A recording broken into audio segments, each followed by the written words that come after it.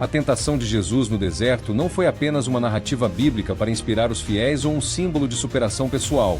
Foi, na verdade, um confronto espiritual decisivo que impactou o destino de toda a humanidade. Um momento onde o céu e o inferno pareciam observar atentamente, aguardando cada resposta, cada escolha, cada silêncio do Filho de Deus. Jesus, recém-batizado, cheio do Espírito Santo, foi conduzido ao deserto. Não por acaso, não por castigo, mas por propósito. Ali, no ambiente mais inóspito possível, onde o calor do dia queimava a pele e o frio da noite gelava os ossos, ele passou 40 dias e 40 noites. Sem comida, sem abrigo, sem companhia humana. A fome era real, o cansaço era imenso, a solidão era esmagadora. Mas a provação mais intensa estava ainda por vir, o confronto com o tentador. Satanás, o adversário, não apareceu com chifres ou tridente. Ele veio com palavras, com sugestões, com sutilezas. Ele sabia com quem estava lidando. Sabia que aquela não era uma alma comum. Por isso, suas investidas foram precisas, cirúrgicas. Ele tentou tocar no ponto mais vulnerável, a fome. Se és o Filho de Deus, manda que estas pedras se transformem em pães. Parece simples, quase uma sugestão inofensiva, mas por trás disso, havia um desafio à identidade divina de Jesus. Uma provocação que buscava arrancar dele uma atitude impulsiva, movida pela necessidade imediata. No entanto, Jesus respondeu com sabedoria: nem só de pão viverá o homem, mas de toda palavra que sai da boca de Deus. O segundo ataque veio com uma armadilha espiritual. Se és o Filho de Deus, lança-te daqui abaixo, porque está escrito: aos seus anjos dará ordens a teu respeito. O tentador usou até as Escrituras, distorcendo a palavra para tentar enganar aquele que é a própria palavra viva. Mas Jesus, firme, respondeu: também está escrito: não tentarás o Senhor, teu Deus. Nesse momento, percebemos algo grandioso. Jesus não estava apenas resistindo ao diabo, ele estava ensinando à humanidade como enfrentar o mal com a verdade, com domínio próprio, com fé inabalável. A terceira tentação revelou o verdadeiro objetivo de Satanás: poder, glória, domínio. O diabo mostrou todos os reinos do mundo e disse: tudo isto te darei, se prostrado me adorares. Foi ali, diante da proposta de governar o mundo sem passar pela cruz, que Jesus fez uma escolha que mudou tudo. Ele poderia ter aceitado e evitado a dor, evitado o sangue, evitado o peso do pecado da humanidade sobre seus ombros. Mas ele não veio para negociar com as trevas. Ele veio para derrotá-las. E disse: vai-te, Satanás, porque está escrito: ao Senhor, teu Deus, adorarás e só a Ele darás culto. Nesse confronto silencioso, mas extremamente poderoso, Jesus venceu. E ao vencer, ele abriu um novo caminho para toda a humanidade. O que estava em jogo ali não era apenas a integridade espiritual de um homem, mas o plano de redenção de Deus para toda a criação. A tentação de Jesus no deserto foi uma batalha espiritual entre o velho domínio do pecado e a nova esperança da salvação. Foi ali que o Redentor se apresentou ao mundo como aquele que poderia enfrentar o mal cara a cara e sair vitorioso. É importante entender que Jesus não venceu porque era Deus. Ele venceu como homem cheio do Espírito, para mostrar a nós que também podemos resistir, que também podemos vencer, que mesmo nos desertos da vida, mesmo quando estamos famintos, cansados e solitários, ainda podemos dizer não ao que nos afasta de Deus. A tentação de Jesus foi um confronto real, não teatral. E foi através dessa vitória que ele mostrou que a luz é mais forte do que qualquer escuridão.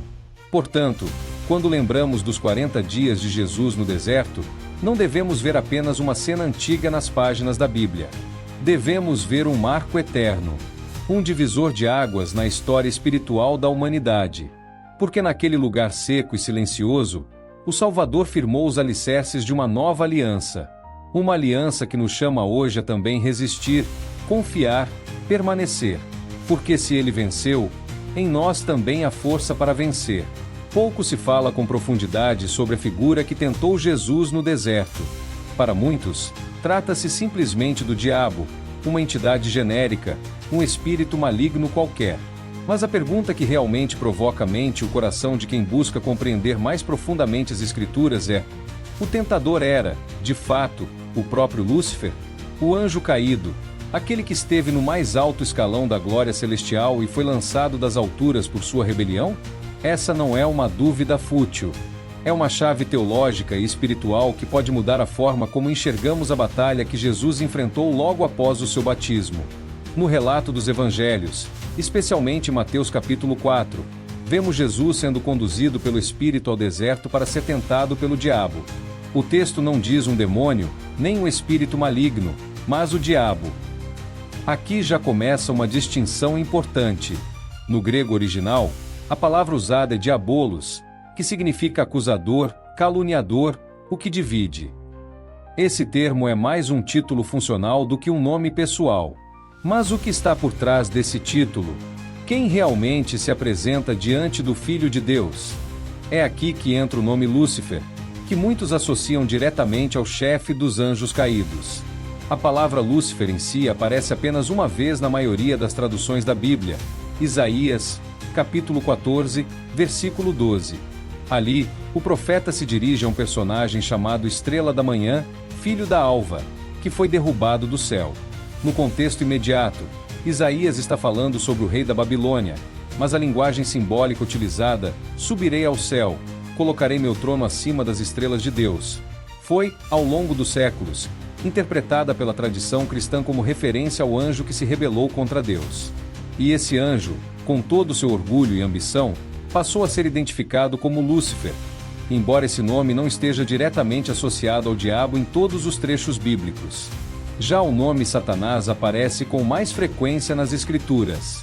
No hebraico, Satã significa adversário, opositor.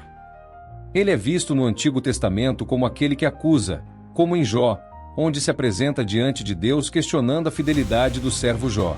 Em Zacarias 3, ele aparece novamente acusando o sumo sacerdote Josué. Portanto, Satanás é o título que identifica aquele que se opõe, que desafia, que coloca em dúvida os propósitos e a fidelidade dos filhos de Deus. Voltando à cena do deserto, se cruzarmos essas definições, podemos enxergar o tentador como alguém que une todos esses aspectos.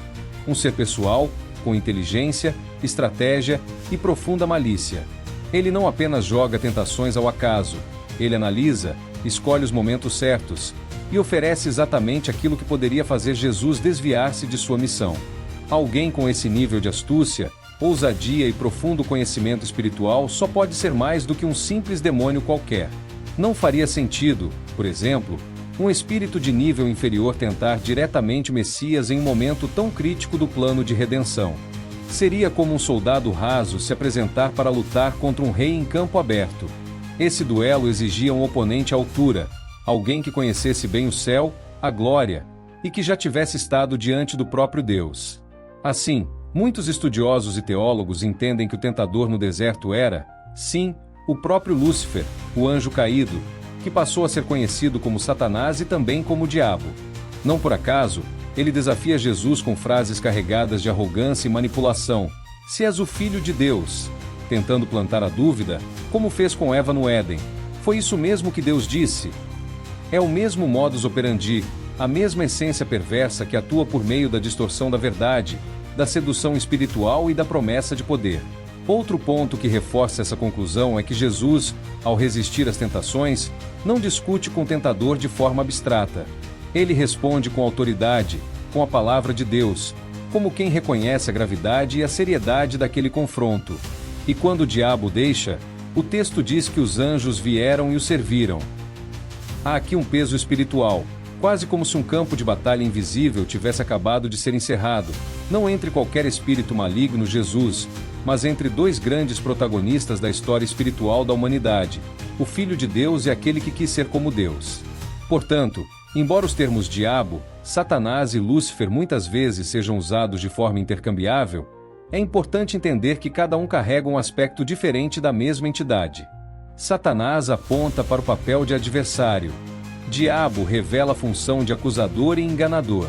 E Lúcifer recorda a origem celestial e a queda trágica do ser que um dia refletiu a luz, mas escolheu a escuridão. No deserto, não era apenas uma força do mal qualquer que se colocou diante de Jesus, era o próprio coração da rebelião contra Deus. O confronto foi direto, pessoal, intenso. E é por isso que a vitória de Cristo naquele lugar árido e solitário ecoa até hoje como um dos maiores triunfos espirituais já registrados. Em resumo, o tentador era sim o próprio Lúcifer, agora conhecido como Satanás e o Diabo, e sua tentativa de desviar Jesus do caminho da cruz foi o último e desesperado ato de quem, mesmo caído, ainda acreditava que podia impedir o plano de salvação. Mas ali, no silêncio do deserto, a luz venceu as trevas mais uma vez.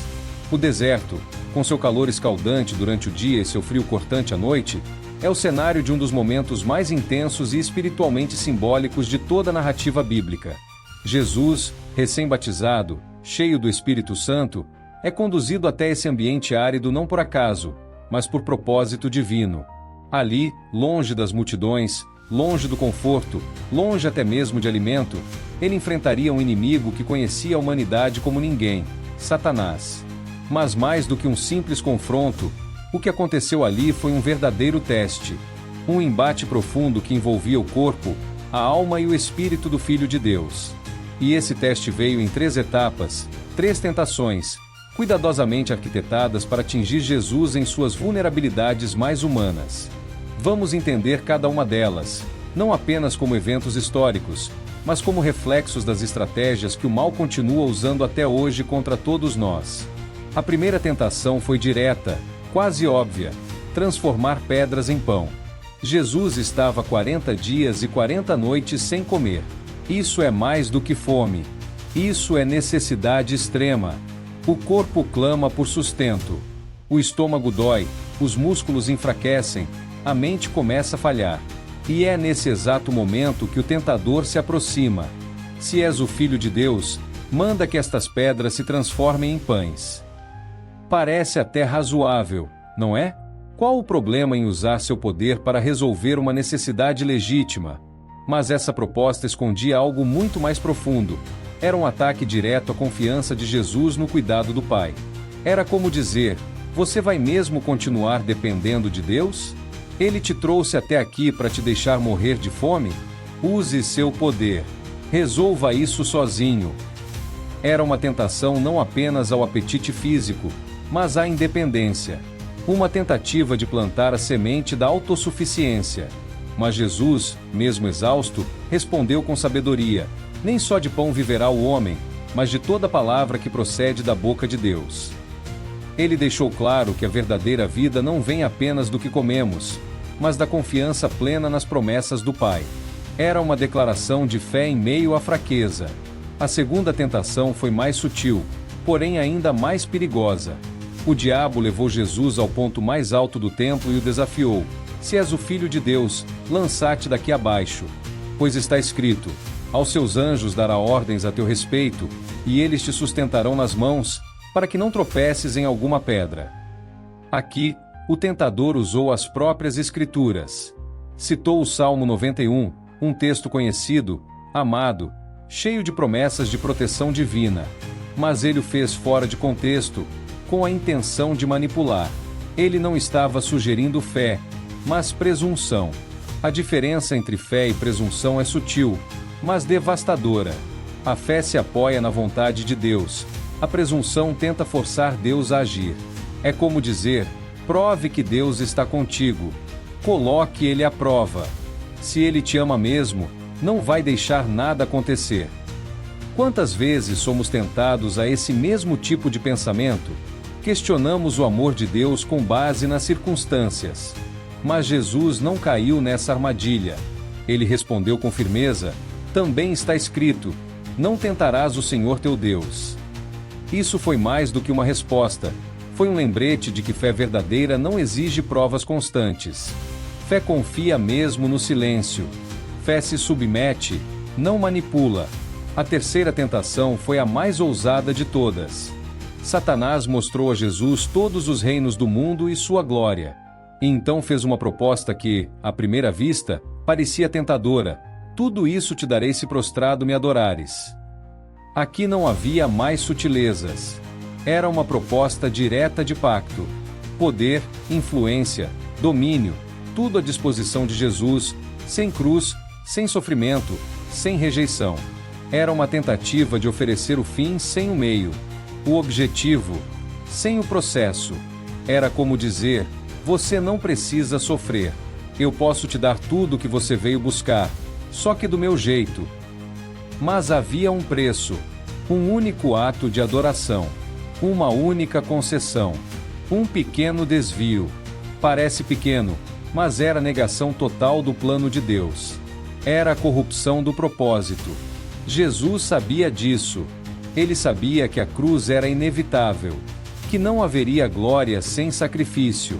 E por isso respondeu: retira-te, Satanás, porque está escrito: ao Senhor teu Deus adorarás, e só a Ele servirás. Com essa resposta, Jesus não apenas rejeitou a tentação, mas reafirmou a quem sua lealdade pertencia. Ele escolheu o caminho mais difícil, mas também o mais verdadeiro. Essas 3 tentações revelam estratégias que o inimigo continua usando até hoje.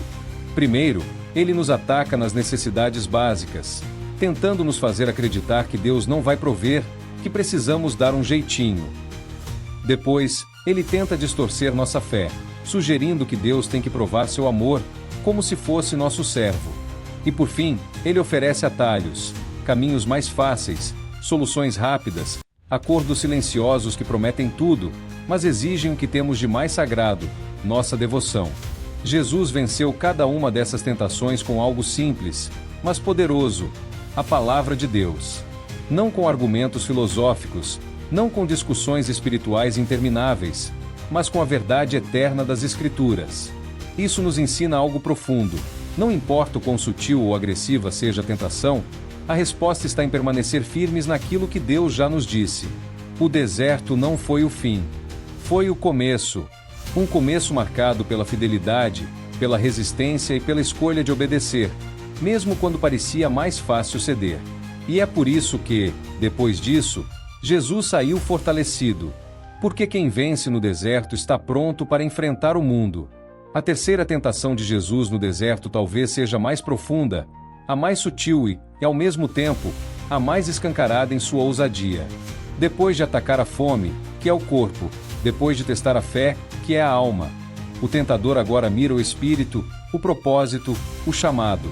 Satanás leva Jesus a um monte muito alto, e ali, diante de seus olhos, exibe a glória dos reinos do mundo, com todas as suas riquezas, poder, fama, controle e influência. Imagine por um momento essa cena: o Filho de Deus, esgotado pelo jejum, fisicamente enfraquecido, sendo confrontado com a visão do domínio completo sobre toda a terra. As cidades, as culturas, os povos, os tronos, tudo aquilo que, em teoria, já lhe pertencia por direito como Rei dos Reis. E então vem a proposta: tudo isso te darei, se prostrado me adorares. Não há mais rodeios aqui. É uma negociação, um atalho oferecido, um acordo proposto, um caminho aparentemente mais fácil e que dispensa a cruz. Essa tentação toca num ponto delicado e extremamente humano: o desejo de alcançar o propósito sem dor, sem sacrifício, sem passar pela fornalha. Jesus sabia qual era a sua missão. Ele não veio apenas para ensinar, curar ou realizar milagres. Ele veio para morrer, para se entregar, para pagar o preço pelos pecados do mundo inteiro.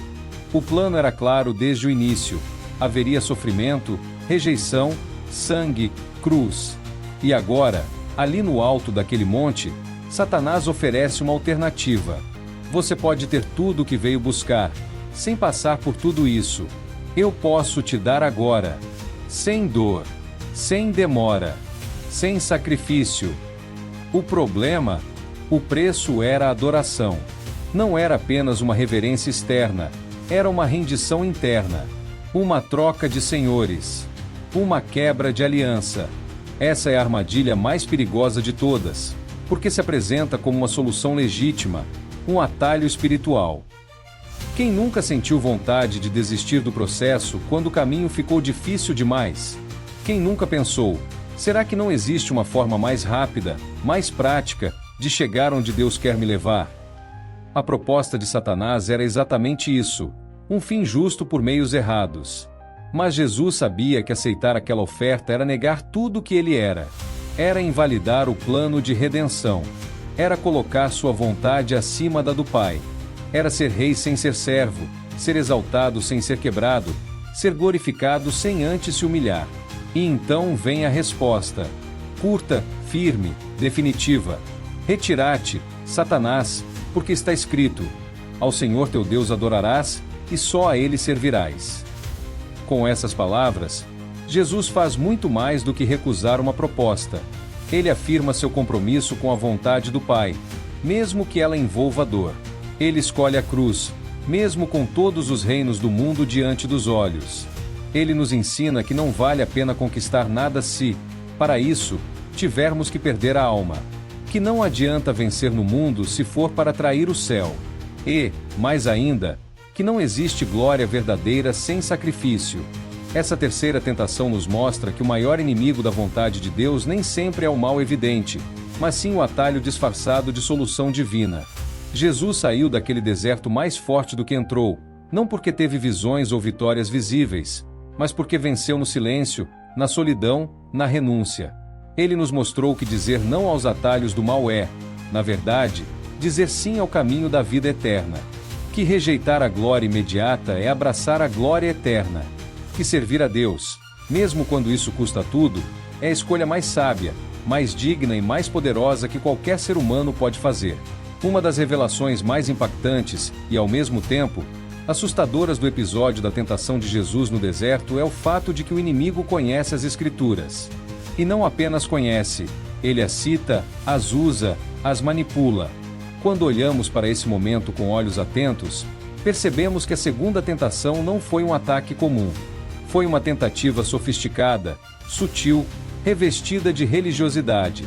Satanás levou Jesus ao ponto mais alto do templo, um lugar sagrado, símbolo da presença de Deus, do culto, da comunhão. E ali, com ar de autoridade, ele cita a própria palavra. Está escrito: aos seus anjos dará ordens a teu respeito, e eles te sustentarão nas mãos, para que não tropeces em alguma pedra. Ele está recitando o Salmo 91, um dos textos mais amados e reconfortantes da Bíblia. Mas há um problema. Ele está usando a verdade de forma distorcida. Ele omite partes importantes, altera o contexto e transforma promessas em armadilhas. Esse é o modus operandi do inimigo desde o Éden. Ele não chega sempre com mentiras escancaradas. Ele prefere meias-verdades, frases aparentemente corretas, revestidas de espiritualidade. Ele sabe que uma mentira disfarçada de versículo tem mais poder de engano do que uma heresia clara. No Salmo 91, por exemplo, há uma parte que diz: aos seus anjos dará ordens a teu respeito, para que te guardem em todos os teus caminhos. Essa última parte, em todos os teus caminhos, foi deixada de fora na citação de Satanás. E isso muda tudo, porque os caminhos ali não são qualquer tipo de escolha ou capricho pessoal, mas os caminhos de obediência, os caminhos da vontade de Deus.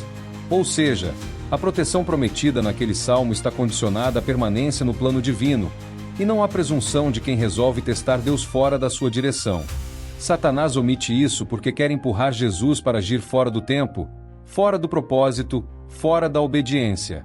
É como se ele dissesse: mostre que você tem fé. Se Deus te ama, Ele não vai permitir que você se machuque. Prove isso. Pule. Mas Jesus não precisava provar nada para ninguém. E aqui está a sabedoria divina. Ao invés de cair na armadilha de discutir versículo com versículo, Jesus responde com a autoridade de quem conhece não apenas a letra, mas o espírito da palavra. Ele diz: também está escrito: não tentarás o Senhor teu Deus. Com isso, ele mostra que a Escritura não pode ser usada isoladamente, desconectada do caráter e da vontade de Deus.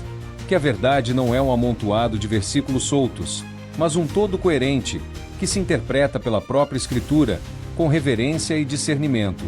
Esse episódio nos alerta profundamente. Se o inimigo foi capaz de tentar o próprio Filho de Deus usando a Bíblia, o que ele não faria conosco? Quantas vezes ele ainda age assim hoje? Quantas pessoas, sem perceber, são levadas a acreditar em ideias equivocadas, doutrinas distorcidas, promessas que Deus nunca fez, tudo porque ouviram algo que soava bíblico? Frases como Deus vai te dar tudo o que você sonhar ou se você tem fé, nada de ruim vai te acontecer, parecem verdades, mas são distorções perigosas que alimentam expectativas falsas e frustram a fé de muitos. É por isso que conhecer a palavra não é apenas saber onde estão os versículos, mas entender o coração de Deus por trás de cada linha. É por isso que estudar as Escrituras com profundidade, humildade e orientação do Espírito Santo é tão essencial. Jesus nos dá um exemplo poderoso aqui. Ele não apenas tinha decorado versículos, ele vivia a palavra. Ele compreendia o contexto, o equilíbrio, a intenção. E por isso não foi enganado. Em um momento de fraqueza física, ele estava espiritualmente fortalecido, preparado para discernir entre o que parecia certo e o que realmente era. Ele nos ensina que, para resistir às armadilhas mais sutis do inimigo, precisamos ter mais do que conhecimento superficial. Precisamos de intimidade com Deus, de sensibilidade espiritual, de um coração submisso à verdade. Em um tempo em que tantas vozes tentam interpretar a Bíblia ao seu modo, para justificar desejos, defender interesses ou manipular corações, esse alerta de Jesus no deserto é mais atual do que nunca. A palavra de Deus não é uma ferramenta para uso próprio, é uma espada afiada, que precisa ser manuseada com responsabilidade. Satanás tentou usá-la para destruir, mas Jesus a usou para vencer. E é isso que devemos fazer. Que nossa resposta às distorções do mundo e do inimigo seja sempre a mesma, firme, equilibrada e enraizada na verdade eterna. Porque quando conhecemos a palavra com o coração e não apenas com a mente, somos capazes de reconhecer qualquer mentira, por mais disfarçada que esteja. Quando lemos sobre a tentação de Jesus no deserto, muitas vezes nos concentramos apenas no aspecto humano do sofrimento. A fome, a solidão, o calor escaldante do dia, o frio da noite, os 40 dias sem alimento. Mas o que aconteceu ali foi muito mais do que um simples teste pessoal. Foi, na verdade, uma batalha espiritual de proporções cósmicas. Uma continuação de uma guerra antiga, iniciada muito antes, lá no Éden, quando o mesmo ser, astuto, sorrateiro, calculista, se aproximou de Eva com uma pergunta aparentemente inocente. Foi isso mesmo que Deus disse? Aquela frase carregava a semente da dúvida, a manipulação da verdade e o desejo de tomar o lugar de Deus no coração humano. E agora, séculos depois, esse mesmo ser, Satanás, o adversário, aparece novamente. Mas desta vez, não no jardim da inocência, e sim no deserto da obediência. Não diante de alguém vulnerável pela ignorância, mas diante do próprio Filho de Deus, enfraquecido no corpo, mas cheio do Espírito. O que estava em jogo ali era o destino da humanidade. Não era apenas uma tentativa de desviar Jesus de um bom caminho. Era um ataque frontal ao plano da salvação. O diabo sabia quem Jesus era. Ele sabia que ali estava aquele que viera esmagar sua cabeça, como prometido lá em Gênesis 3:15. Era o cumprimento da antiga profecia, e ele faria de tudo para impedir que isso acontecesse. A tentação, portanto, não foi um acaso. Foi uma estratégia calculada, com 3 armadilhas que tinham um objetivo em comum: afastar Jesus da cruz. O que o diabo ofereceu a Jesus foi um caminho alternativo, uma rota mais fácil, uma missão sem sofrimento. Você quer reinar? Eu posso te dar todos os reinos do mundo. Você quer glória? Eu te entrego agora. Basta uma coisa: desvie-se da vontade do Pai. Pule o processo. Evite a dor. Mas o que parece uma proposta de vitória era, na verdade, um golpe para impedir a redenção. O que vemos é que o inimigo usou o mesmo padrão do Éden: questionar a identidade, distorcer a palavra, oferecer poder sem submissão. Com Eva, ele disse: vocês serão como Deus. Com Jesus, foi: se és o Filho de Deus, prova, mostra, conquista. Era sempre uma tentativa de romper a dependência do Pai e plantar a semente da desobediência. No Éden, ele teve êxito. No deserto, não. E é por isso que esse momento foi tão crucial. A vitória de Jesus ali foi o primeiro passo concreto na restauração do que havia sido quebrado com Adão e Eva.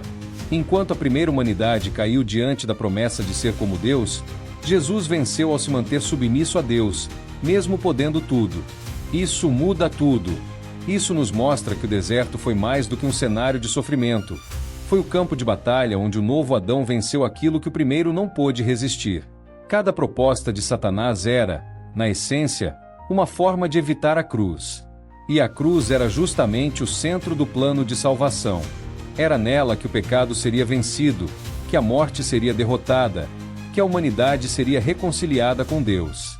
Por isso, se Jesus cedesse à tentação, ainda que apenas uma vez, ainda que de forma aparentemente inofensiva, todo o plano seria desfeito.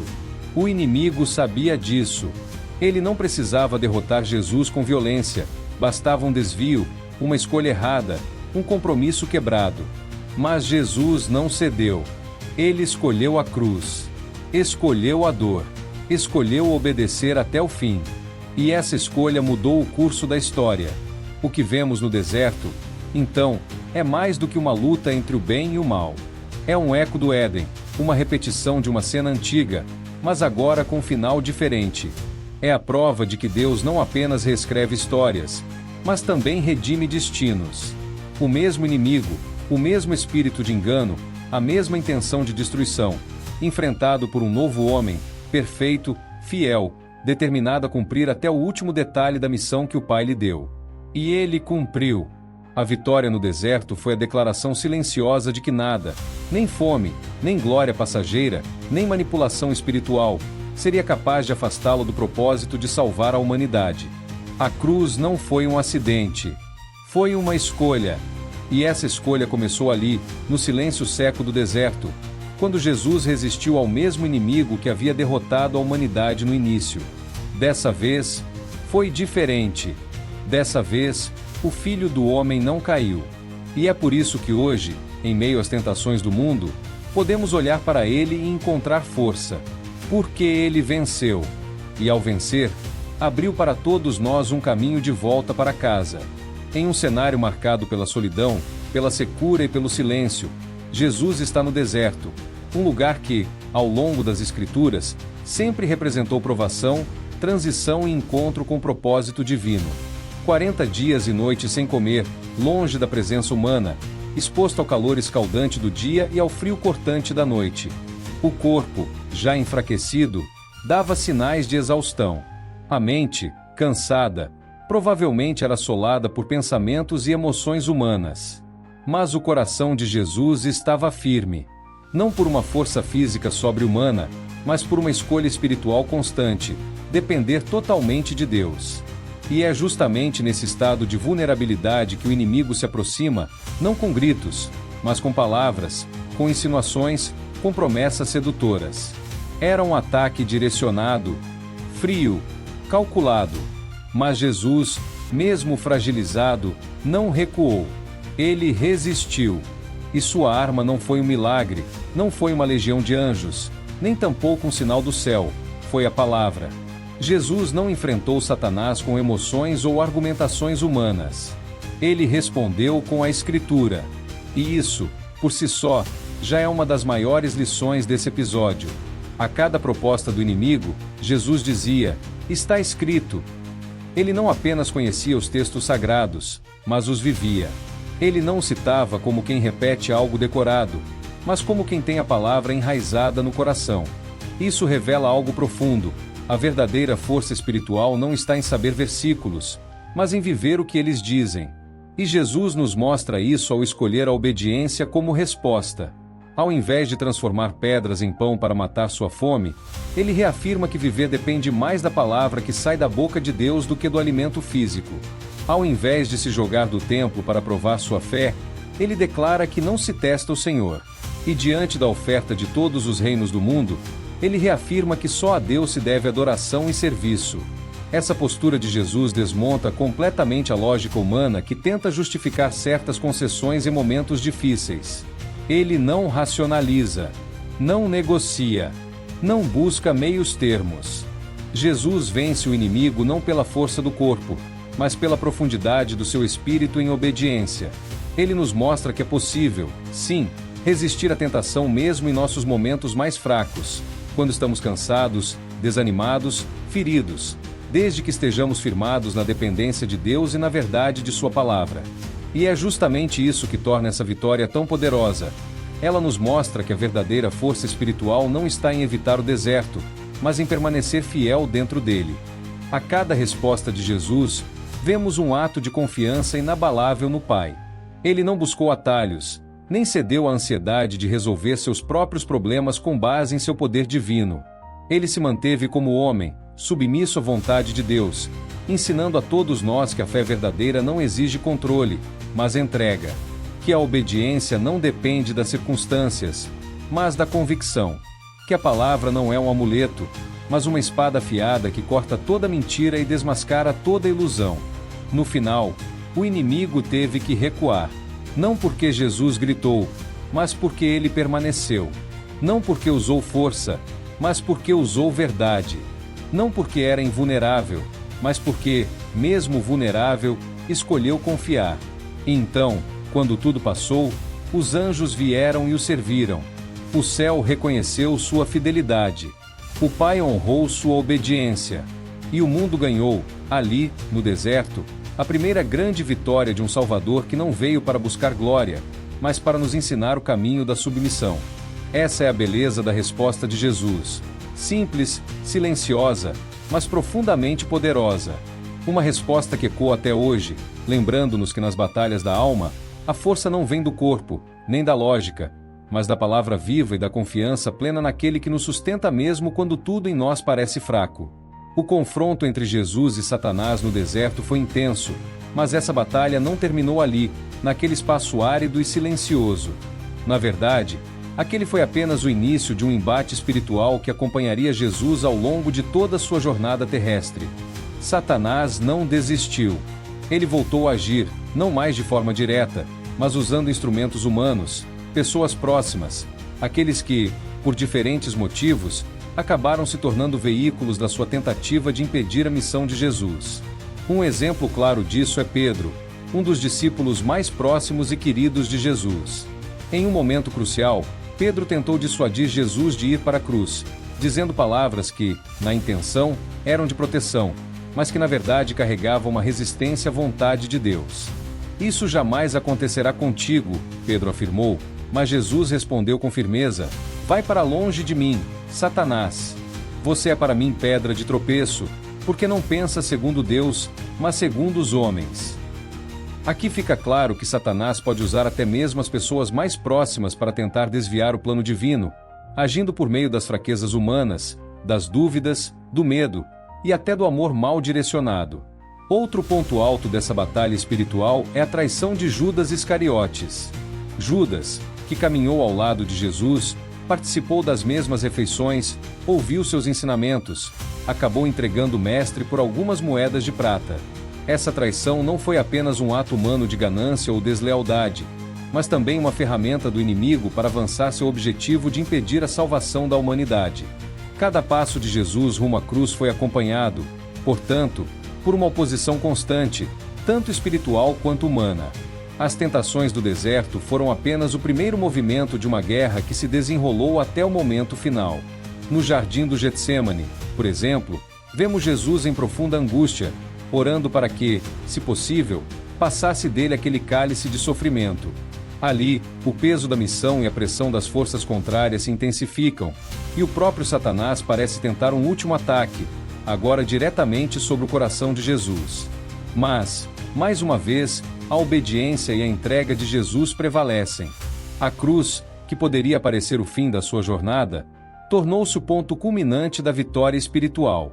Porque foi ali, naquele madeiro, que Jesus enfrentou e derrotou de uma vez por todas o poder do pecado, da morte e do próprio Satanás.